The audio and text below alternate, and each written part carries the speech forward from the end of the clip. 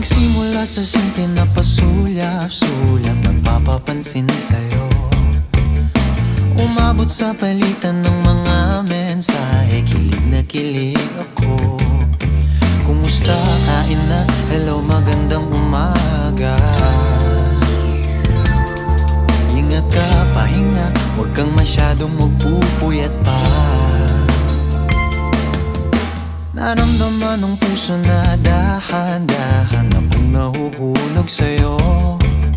Sa kada araw natin na pag-uusap, meron nang